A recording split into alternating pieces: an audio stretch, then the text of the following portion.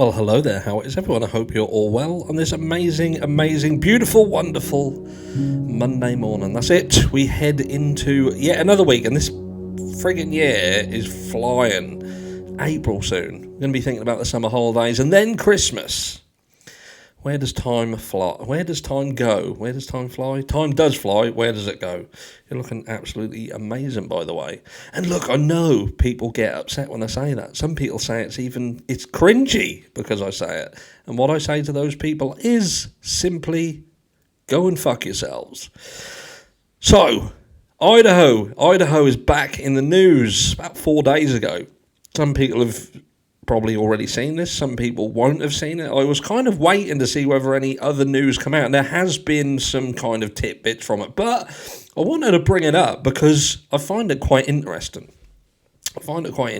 Because obviously the big case that we've all been sort of balls deep in is the Idaho 4 case. And ultimately what the Idaho 4 case was a home invasion. It was somebody who entered into the home of people while they apparently slept or whatever, and committed an atrocious act. And this happened again. But it didn't quite turn out the same way as what the Idaho 4 case did. So we have a quick look. So this is the case in question. So elderly woman expected to survive after shooting home intruder, deputy says. The Bingham County Sheriff's Office says an elderly woman was injured and taken to hospital after a home invasion. She's expected to survive. She was harmed but protected herself, an updated news release from the Sheriff's Office said. Bingham County Chief Deputy Jordan Nebaker confirmed with EastIdahoNews.com that the woman shot a man with a handgun. The suspect of the home invasion was an adult male and was deceased upon our arrival, the release said. This is believed to be an isolated incident and there is no threat to the community, the release said. Original story, Bingham County law enforcement responded to the scene of a potential home invasion Wednesday that resulted in a death. The Bingham County Sheriff's Office and the Bingham County Blackfoot Joint Detective Division responded to 134 West 600 North in Bingham County at around 12:15. According to Sheriff's Office news release. When deputies arrived, they discovered a scene that prompted an investigation into a home invasion. They also learned of an individual that had died. The death has been classified as suspicious, according to the Bingham County Chief Deputy Jordan Nebaker. At least one person was transported to a local hospital from the scene with injuries, Nebaker said. Details regarding the victims or suspects have not been released yet at this time. We are working diligently to gather evidence and determine the events that led to this tragic incident. We understand the concern this may cause in the community, the release said. The area has been cordoned off and the Sheriff's Office is asking residents to avoid the area. And the Bingham County Sheriff's Office is urging anyone with information regarding this incident to call 208-785-123 and 4. So a home invasion. It turns out the elderly lady lived in the house and a guy enters the property trying to cause harm, to rob, whatever. And she shoots him. She is injured, but he dies. And she is going to be okay. That's the short version of it. Now, this should sort of prompt, I know what's going to happen now, because what I will say is, obviously, in this situation, when you look at gun laws and things like that, this would have had a very, very different outcome had this lady had not had access to a gun to protect herself. You know, if this would have happened in the UK, for instance, it would have likely have had a very, very different outcome. Again, if gun laws were somewhat more strict in the US, then this would have had a very different outcome. And I know there's always two sides to the coin, because lots of people argue that with the gun laws seemingly relaxed in the US, that gives access to guns that would go on to, again, cause atrocious acts. So that is one bit of politics that I will not step into. But at least in this isolated incident, we can clearly say that the fact that this lady had access to a handgun saved her life.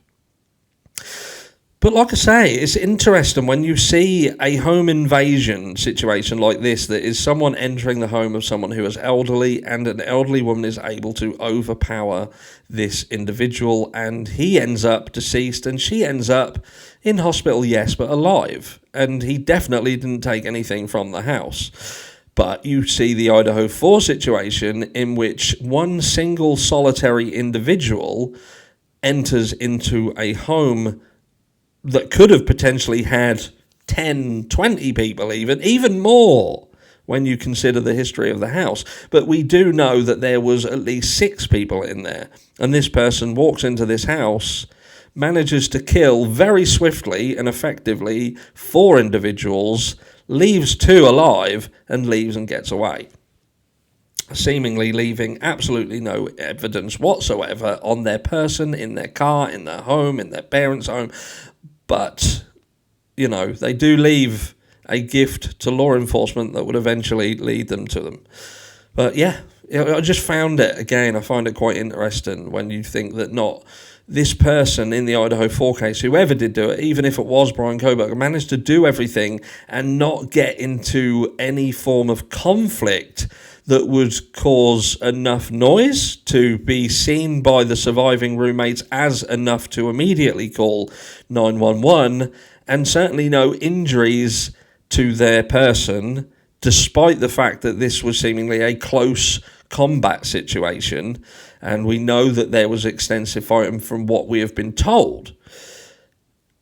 These are the things that are missing in the Idaho 4 case, aren't there? There's lots of things that are missing, and things that do, in my opinion, need to be explained. But how would you handle yourself in a home invasion? Are you equipped to handle yourself in a home invasion? I'd like to know down below what you think about this case. Did you know what? The camera used to be attached to the desk, and it kept moving, so I moved it off onto a freestanding tripod, which I've just kicked, which gives it the same effect as being attached to the table. Gotta love it, innit? Anyway, that's me. This is video 2 of 3 today. There will not be a live tonight. Sadly, I did have to cancel the AR Hayes live.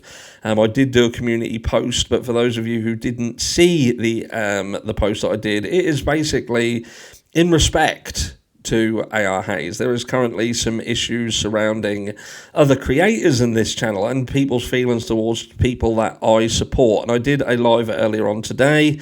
If you'd like to know more information, please head over there and watch it. If you don't, avoid it like the plague. I don't blame you. But I had to address it because it affects the channel. It affects the channel.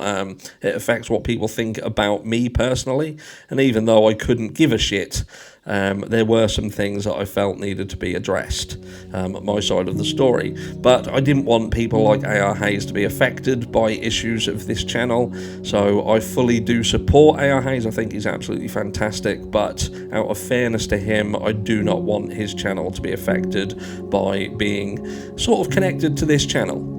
So that's why I did it. But until the next one, which will be later on today, I shall catch you all then when we just go through the latest docs in the Idaho 4 case. I'll see you all then.